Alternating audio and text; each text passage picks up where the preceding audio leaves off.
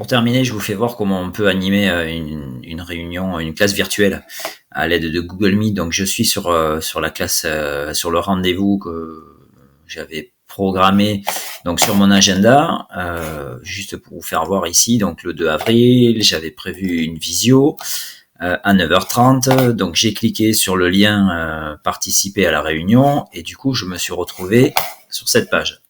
Normalement, quand les apprenants se connectent, vous allez les voir arriver sur la marge de droite. Vous verrez leurs photos. Moi, j'ai coupé micro et caméra, mais sinon, vous voyez l'image. Je vous conseille de couper les micros de vos apprenants pour éviter qu'ils ne perturbent le cours et vous leur donnez la parole seulement quand vous en avez envie ou s'ils lèvent la main. C'est comme en classe. Donc, vous aurez le petit logo micro sur chaque photo des participants.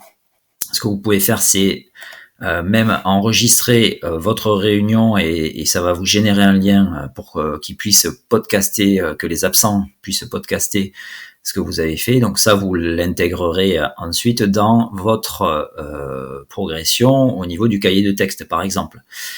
Donc là, moi, ce que je vais faire, c'est que je vais présenter mon écran. Donc, présenter maintenant l'intégralité de mon écran. Donc, je choisis mon écran.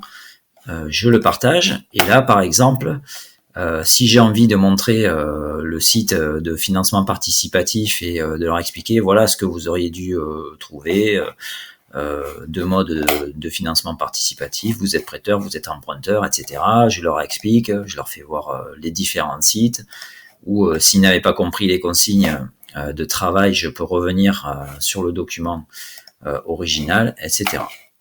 Donc ça, c'est quand même quelque chose d'assez puissant qui va me permettre de travailler à distance et d'interagir